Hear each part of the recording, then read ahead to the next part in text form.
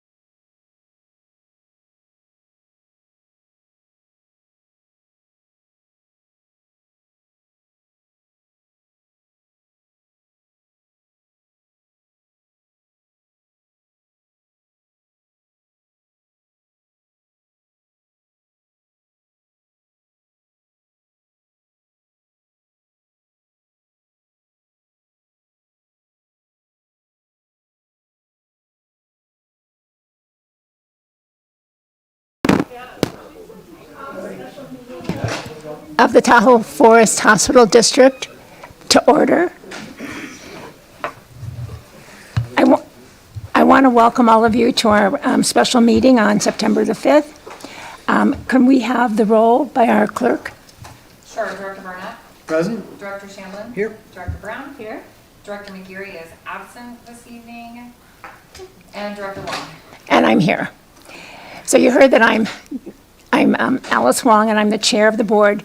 And on behalf of the board, I want to thank everyone who submitted email comments on the leadership profile. And I want to especially thank you for taking the time today to come to this meeting and to provide input to us. The board has engaged with Kiefer, a national search firm, to assist us in finding our next CEO. Mark Andrew, who is on our screen, has been here and has collected information from a variety of stakeholders. And with that information, we've developed a profile, which is a draft. And it's gone through several iterations as we've been reading it and finding things that we would like to have altered. And that's why we're here tonight. We want to have input from the public on our draft. It's only a draft, it's not the final, and again, the information that you give us will help us to finalize that draft. We're expecting a lot, as you can see all the chairs. We had planned on a process, but I'll just go over it, and as people come in, then they'll have to wait their turn, and hopefully we can move along smoothly. But we did put out on the desk out there the rules of providing comments at a board meeting. We have one agenda item today. The one agenda item is the draft of the leadership profile, and the board wants to hear input from the public on it. Since we didn't give cards out, we'll just kind of work left to right for those people who want to speak. Again, to go back to the guidelines when giving public comment, we'd like to have you step up to the microphone. You have 3 minutes to present your comment. The board will not be able to respond to your comment. We're just taking input. There will be some final comments by the board after closed session, or I'm sorry, after closing comments. There aren't that many of you, but we're not going to accept yielding time to somebody else so you can extend your time. Hopefully that you've been thinking about this and have it kind of honed down to 3 minutes. And look what we have. We have a timer. We've gone from our phones and our clocks to having a real timer, so thank our clerk for that. I do apologize in advance in case we have to cut you off. So that is going to be our process. So I'm going to open comments in regards to the draft of the leadership profile. We have our legal counsel on Zoom, as well as Mark Andrew, the senior partner of Wood Kiefer, who's assisting us in this search process. So do I have anybody that wants to give public comment? I know there are some people here who already submitted written comment, but you're more than welcome to comment. Who's first? Yeah. No Don't be pressure. shy. And have you looked at the document that we had on attachment to our agenda? Again, it's gone through several iterations. The comments that we got from the emails, we got several of them, and they all had sort of a theme that they ran through, and that there were employees who felt their contribution was not recognized in the document, and they felt that it was sort of centrally focused on a particular group. So again, we want to make sure that everybody feels like they have been heard and have been included, their thoughts have been included in our document, because this is what's going to go out to the marketplace to find our next CEO.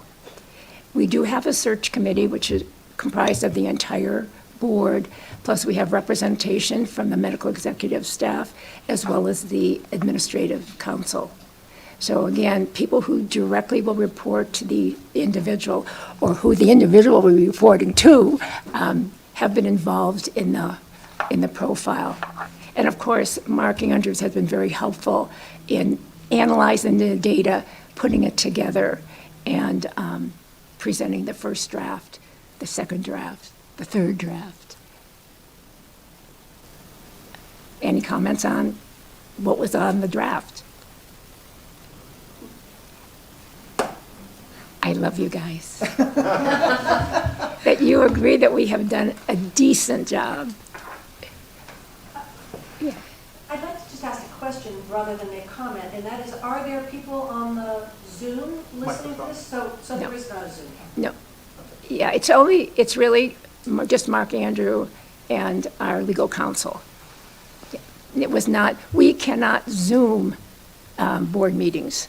But we do record them, Them. and you can access a recording on the website. Yeah. A few days after. I think an hour after the meeting, you After the can almost do it. It's been helpful for me at times after a meeting where a number of people have spoken, and I haven't taken copious notes to go back and look at the recording of the event to refresh my memory of what took place. So that, as I understand, will be available. Yep.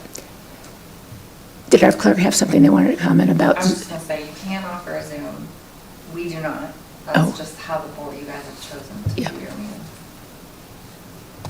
Okay.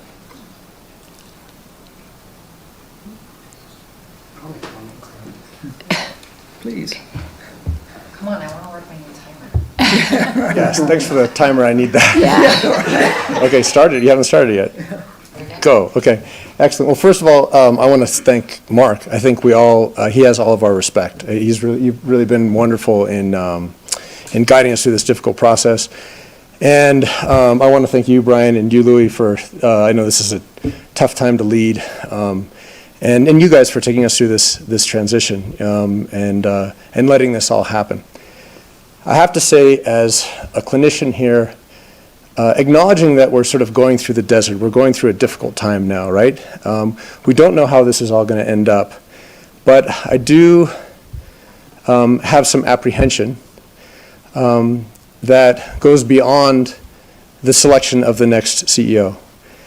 And that apprehension has to do with an ongoing tension between, that we've talked about, all of us have talked about. It has to do with a divide between the administrators, who are not practicing clinicians, and us clinicians. And it's going to be a difficult issue to bridge, regardless of the selection of the next CEO. And I think it's going to take some more fundamental changes that possibly some other of you want to comment on that have to do with, in my biased perspective, bringing more of a clinician presence, an active practicing clinician presence, into the administrative realm and into the board realm, and freeing up a dialogue. Here I will present to you, and I could ask you, Mary, a question, but you're not allowed to comment. And I think the same rules apply to our administrative colleagues. Or do they not? They don't. Case in point. And so I really think that it's important, I think it's really important that we reformat, we put some thought into, and possibly Mark can advise us here too, into how we can reformat the relationships that we have in terms of the collective of the board, the collective of the administration, and the collective of the clinicians. Because an idea that a few of us had was to bring dyadic leadership here, not just in terms of departmental leaders, but all the way through the organization, and as the only way to break down that paradigm. And I personally don't feel that that's happening to the degree that I'd like to see it happening today, on September 5th. And I hope that we all share that vision, that we came into this process together to achieve. And I'll stop there. Right in time. Thank you so much. David, are you on the line? Because I think, some of your discussion about, I guess we're not supposed to talk. I'm sorry. You just lit up. Is David there? Yeah, I'm here. Do you want to comment on what the last presenter said in terms of structuring relationships that Discussions. produce more dialogue?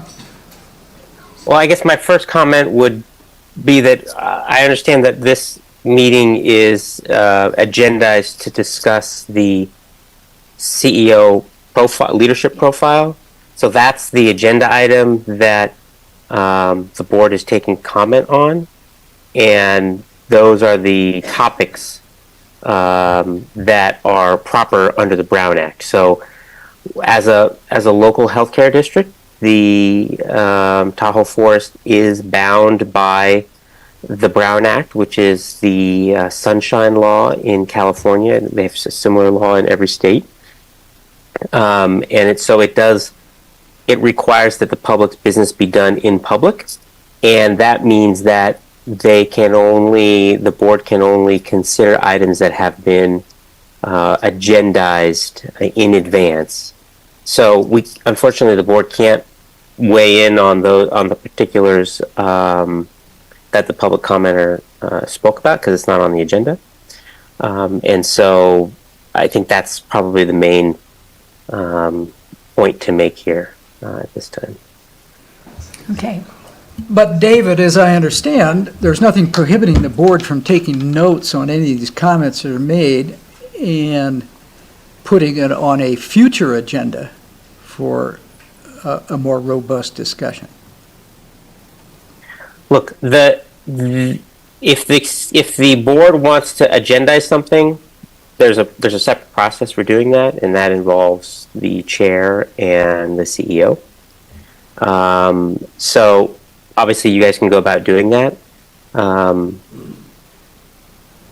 and certainly, individual constituents are welcome to speak with their elected officials. They have a First Amendment right to do that. But unfortunately, our elected officials are also bound by the Brown Act in terms of what they can and can't do. At this setting, I mean, we have agendized this topic, so this is a little bit different than general public comment in a regular board meeting, in which you are very limited in what you can even respond to. Here, the board can discuss the leadership profile with the individuals who've come. The way that normally happens is they provide their public comment, and then once that public comment has been completed, the board can discuss all the things that they've heard, and they can respond to those things. And that's just an orderly way to go about discussing these items. So there is a little bit of difference in terms of when we usually say we can't comment. That's for a general public comment item. But here we've agendized it. We've agendized at least the leadership profile, so the board can talk about the leadership profile, and you can discuss that with. And originally, when we set up the agenda, it was to get the public comment, and after public comment was closed, then the board would make their comments on what they had heard, and, where we're going to go with those in terms of our profile. Yeah, and if there's questions, often the way, especially when you have a lot of people, in order to make sure that everyone gets their 3 minutes and has their opportunity to speak, usually if there's questions, staff will write those down and board members will write those down. And once public comment is then closed, then they can go through and address those. And if they need to refer those to staff to answer, then they can do that at that time after public comment is closed. Okay. So again, we'll take your comments into consideration, and if we finish other comments, again, we'll have notes, and we can then give our response to some of that and where we are with it in terms of the profile. And it's really the profile that we want to have the input on, because again, we want to get a final draft that the search committee can approve and that Whit Kiefer can put out in the marketplace, so we can start looking at candidates that meet it or come close to meeting it, or we can see who's out there interested in coming to Tahoe Forest. And I understand that even some of the board members have gotten calls from physicians asking whether or not, are you really looking for a CEO? Other executives as well.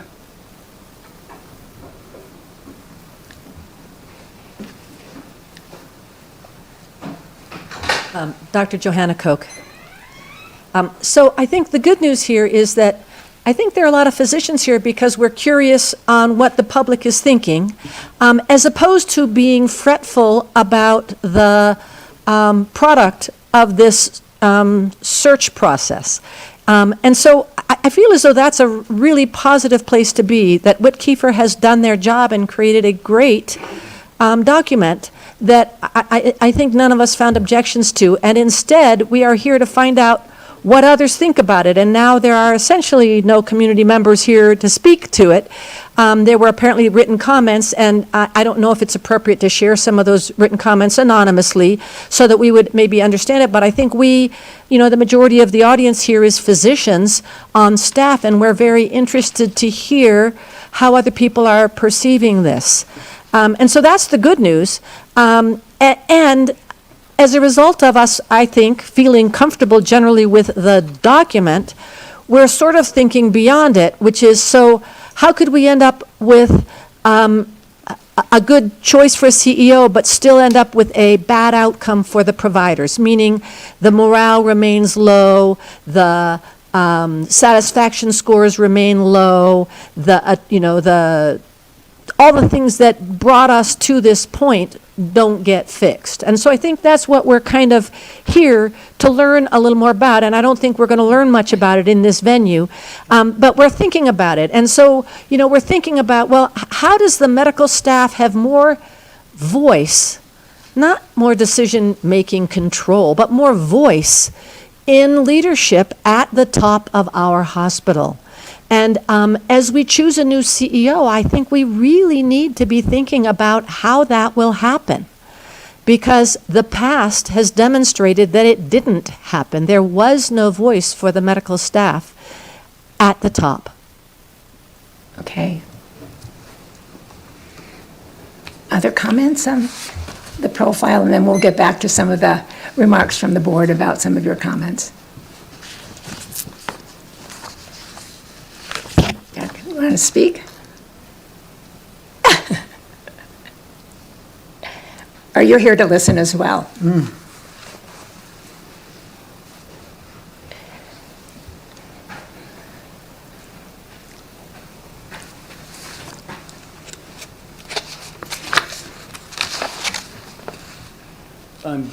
I'm Dr. Jim Schlund, and thank you for taking on this task. That the task before you is not a small one, to redesign the strategic architecture, the structure of leadership, and that how that actually works its way through the management levels, down to the provider levels, down to the patient. Changing the name on the door, which is what happened before, will not actually fix this problem. We need a different plan or design for leadership. Healthcare is the most complex system that humans have ever created. And if you're asking a single individual to understand the entirety of healthcare, that's it. No single person can do that. And the balance of power in the inputs required to actually successfully lead something as complex as healthcare requires a leadership structure. It requires input from the medical staff. It requires input from administration. It requires potentially input from somebody who understands system integrity, quality, compliance, and safekeeping the patient. So Mayo has performed this quite well in a triadic leadership model. They have 3 people sitting in their leadership structure. So I think I would only ask that we consider this moment to change leadership and the structure of it. Thank you.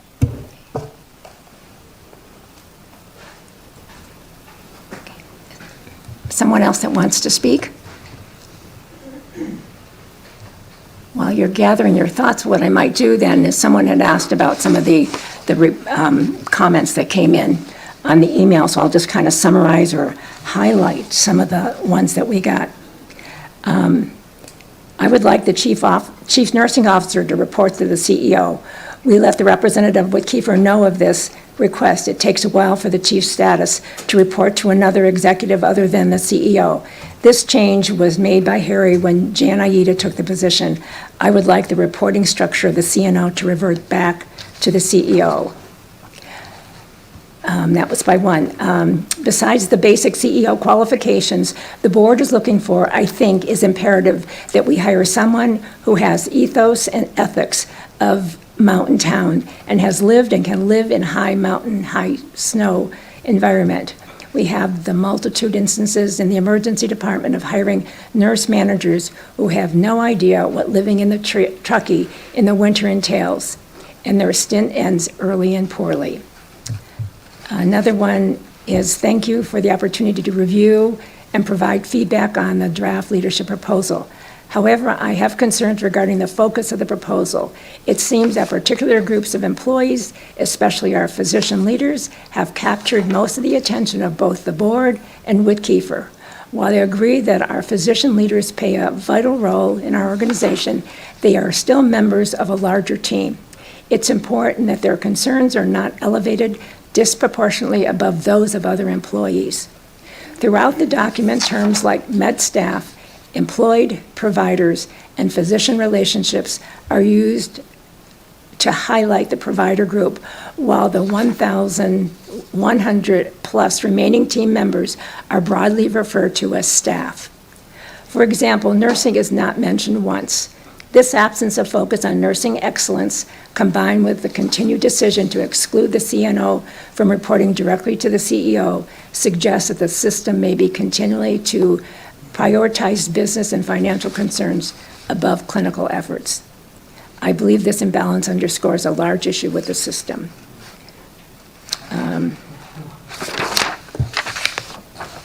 I want to express a significant concern regarding CEO candidate profile that recently shared. After reviewing the document, I noticed there is no mention of nursing in the essential role that nurses play in our organization. While it is clear that the physicians and physician services are highlighted as priorities, I am concerned that the omission of nursing could suggest an oversight or unevaluating of critical components of the healthcare system. Nurses are the backbone of patient care, working closely with physicians and other healthcare professionals to deliver comprehensive and compassionate care. This expertise and perspectives are crucial in the day-to-day operations and the overall success of our healthcare system. Without explicit acknowledgement and inclusion of nursing in the CEO candidate profile, we risk not only diminishing their contribution, but also potentially overlooking candidates who could champion and support the vital workforce.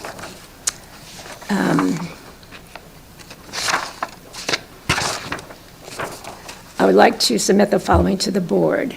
Please consider when recruiting and choosing candidates that our hospital needs a CEO that will recognize, lead, and embrace the concept that Tahoe Forest Hospital System is a diverse team of both employed medical professionals and employed non-medical professionals working under the same mission, vision, value, and winning aspirations listed on page 3. They are all striving to deliver the best patient care to our community. Nursing represents a significant majority of the workforce within the health system. So I was surprised to see that the goals and objectives did not include an expectation for the CEO for developing collaborative and productive relationships with nursing to promote satisfaction and engagement within nursing and frontline staff. To include nursing in planning and decision-making, nurses are on the front line and know what works and what doesn't in various aspects of patient care.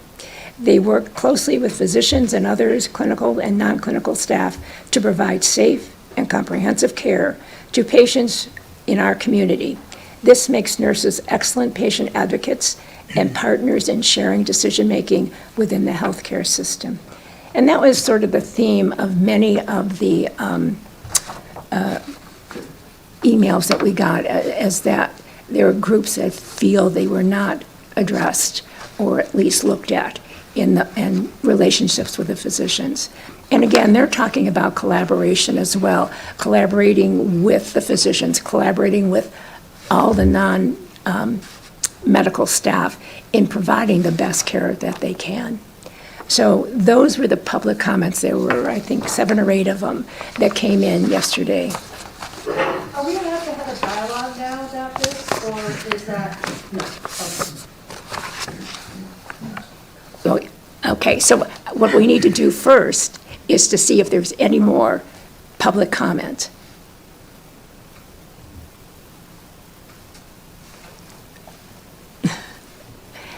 Okay, if I see no more public comment, then we will close public comment.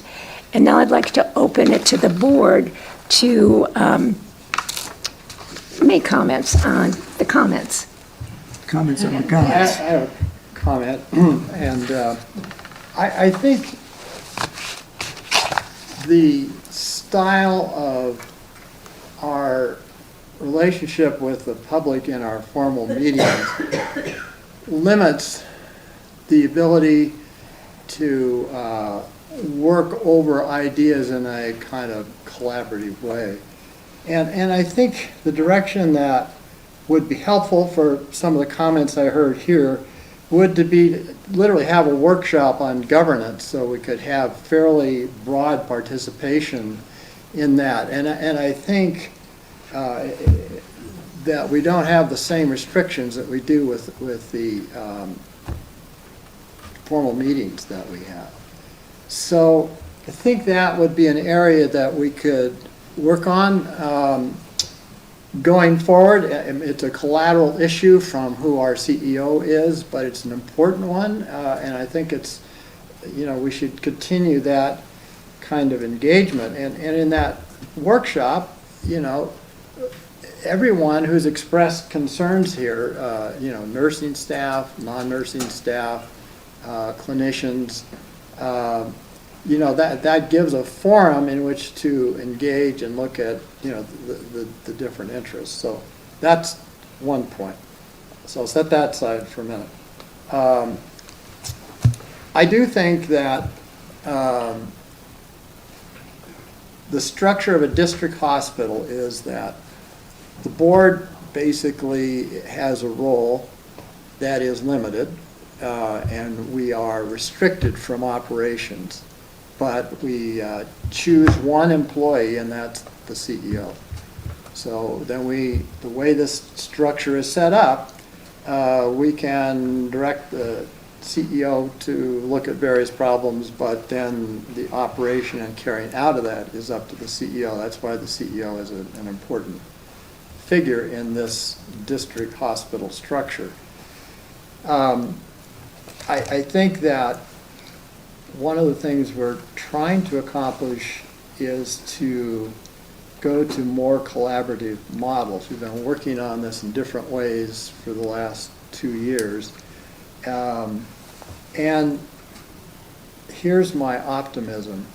I think that work is really important, but it takes time for it to spread throughout the organization. And the one thing I've come to realize is that we have to be patient with the process. And I think that step one will be to select a collaborative CEO and look at all of the factors that are in the profile. But that's just the first step. There's more to be done after that. So, that's where I think maybe workshops could be a way of having more collaboration between the different groups. So I would advocate for that. Okay, thank you. David, could you comment on these workshops and the fact that if all the board members are there, it becomes a board meeting and has to be agendized, and then we could agendize it? Yeah, it would be, once you've got a majority of the board, then it just has to be noticed and open to the public. So workshops are, meetings that do occur usually under the rubric of a special meeting. And they do not necessarily have to be quite as structured. They still have to have an agenda, and you have to limit the discussion to agenda items, but there doesn't necessarily have to be action that's going to be taken, similar to this evening's meeting. Okay.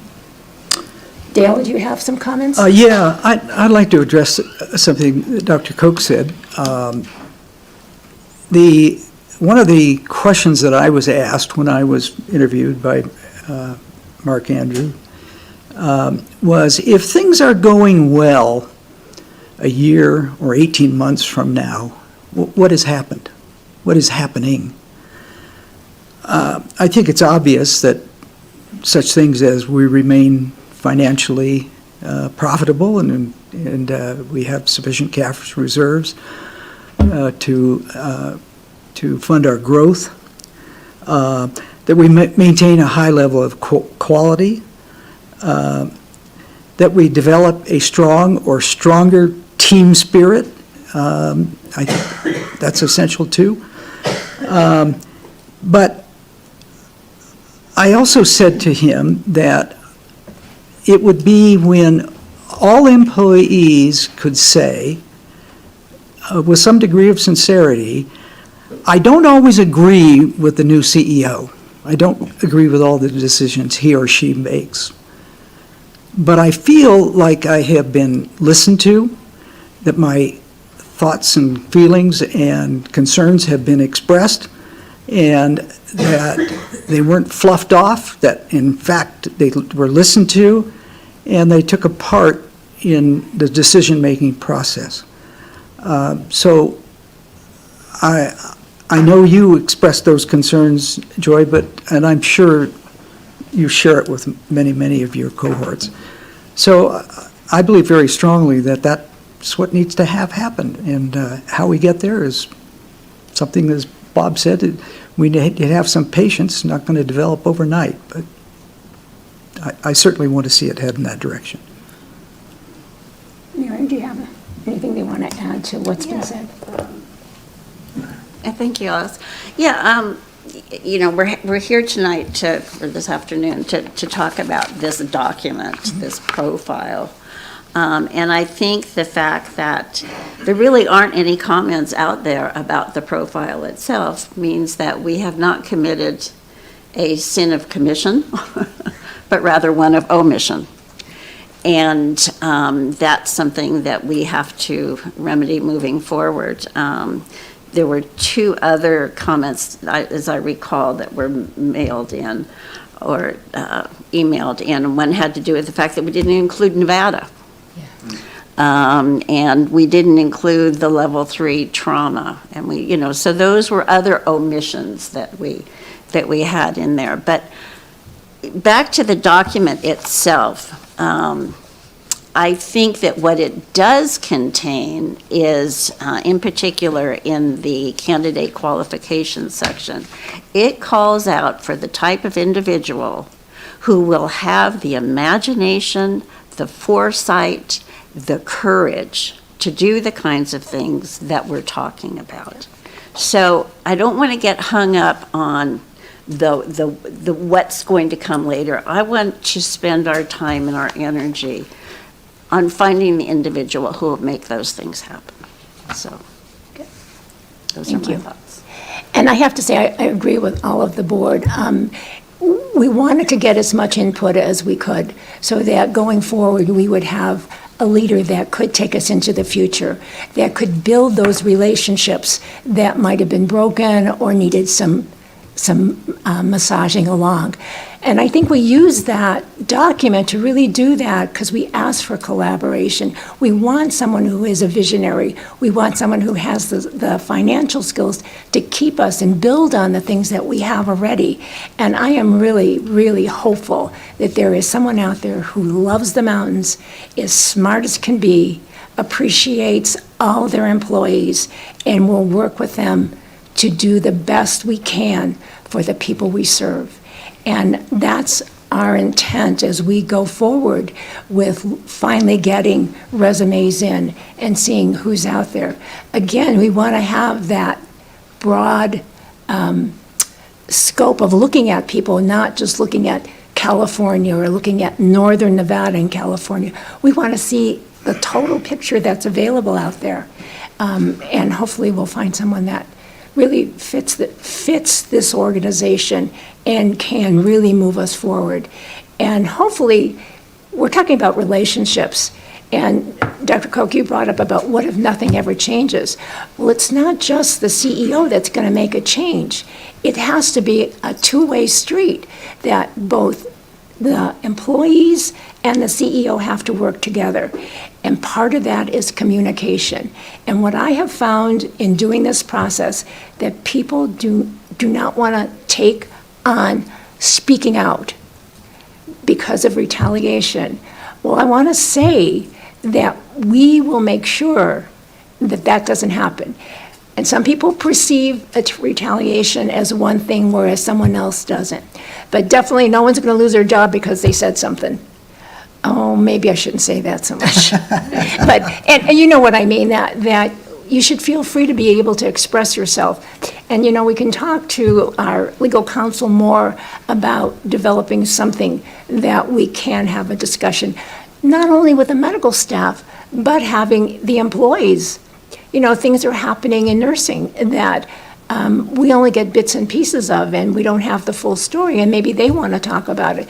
You know, maybe equipment is an issue with someone else. Those are all management sort of things, and we really don't want to get into that, but we want to hear where things are not working so that we can give direction to the CEO to remedy it.